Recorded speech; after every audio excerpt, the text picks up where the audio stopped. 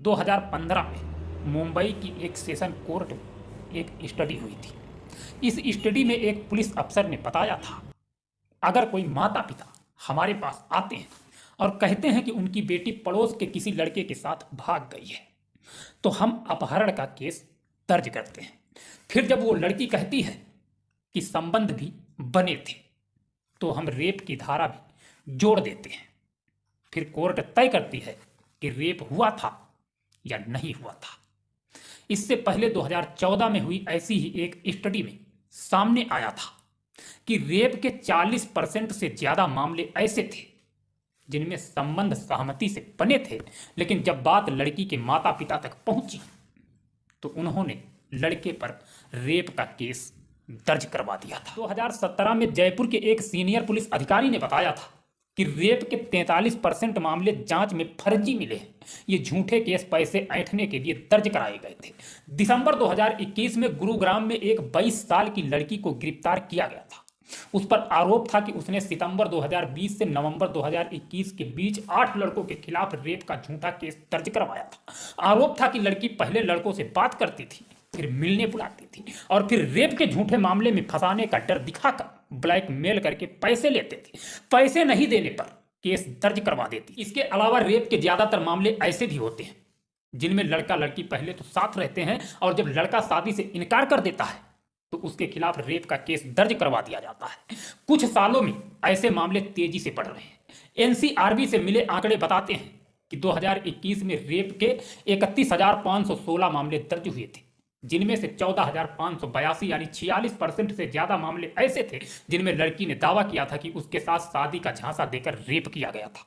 2018 में बेंगलोर की national law university में एक स्टडी की गई थी। इसमें सामने आया था कि 16 से 18 साल की ज्यादातर लड़कियां आरोपी के खिलाफ गवाही देने से मुकर जाती। अगस्त 2021 में दिल्ली हाईकोर्ट ने रेप के झूठे मामलों पर चिंता जताते हुए कहा था, रेप के झूठे मामले आरोपी व्यक्ति के जीवन और करियर को तबाह कर देते हैं। आरोपी का सम्मान खत्म हो जाता है, वो अपने परिवार का सामना नहीं कर पाता और उसका जीवन कलंकित हो जाता है। हाईकोर्ट ने कहा था, इस तरह के आरोप इस उम्मीद से लगाए जाते हैं कि दूसरा पक्ष डर या शर्म के मारे उनकी सारी मांगे मान लेगा। हाईकोर्ट ने उस समय सुझाव दिया था कि जब तक ऐसे काम करने वालों के लिए सजा नहीं होगी तब तक ऐसे केस बंद नहीं होंगे। इसके अलावा कई बार अदालतें भी कह चुकी हैं कि अब यह सहमत से संबंध बनाने की उम्र 18 से घटाकर 16 कर देनी चाहिए। हालांकि लॉ कमीशन का कहना है कि सहमत से यौन संबंध बनाने की उम्र 18 से 16 साल नहीं की जानी चाहिए। अगर ऐसा किया गया तो इससे कानून का दुरुपयोग होगा।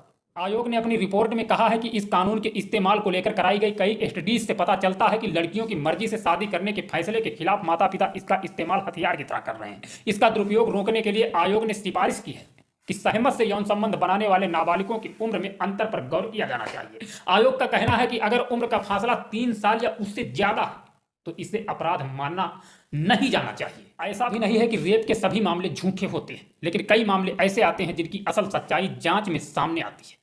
कई रेप केसेस पर इसलिए सवाल उठते हैं क्योंकि इन मामलों में कन्विक्शन रेट यानी दोषी सिद्ध बहुत कम है। नेशनल क्राइम रिकॉर्ड ब्यूरो यानी एनसीआरबी के आंकड़े बताते हैं कि रेप के 65% से ज्यादा मामलों में आरोपी बरी हो जाते हैं। रेप के मामलों में कन्विक्शन रेट 30% से भी कम है। 2022 में रेप के 18,517 मामलों का ट्रायल हुआ था।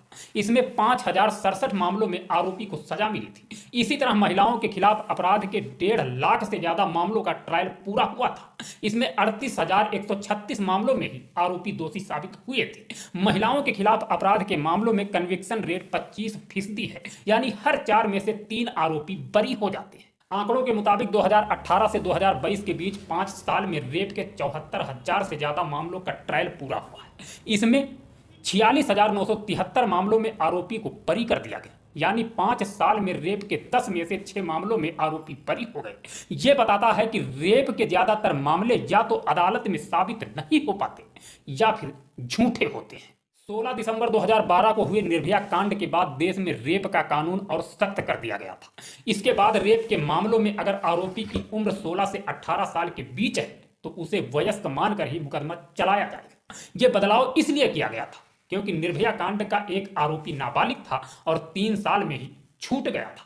इसके बाद पॉक्सो यानी protection of children from sexual offence act लगाया गया था। बच्चों के खिलाफ होने वाले यौन शोषण को अपराध बनाता है, लेकिन इसमें भी कन्विक्शन रेट कम ही है। 2022 में पॉक्सो केस में कन्विक्शन रेट 32% के आसपास था। रेप के मामलों में कई सालों से राजस्थान टॉप पर है। पूर्व मुख्यमंत्री अशोक गहलोत ने कहा था कि रेप की एफआईआर दर्ज करना जरूरी होता है, लेकिन बाद में इनमें से आधे से ज्यादा केस झूठे साबित होते हैं। राजस्थान पुलिस के एडीजीपी रवि प्रकाश मेहरदा ने भी एक बार बताया था कि रेप के 48% से ज्यादा मामले झूठे थे। उन्होंने कहा था कि रेप के 48% मामलों में फाइनल रिपोर्ट पेश कर दी गई है।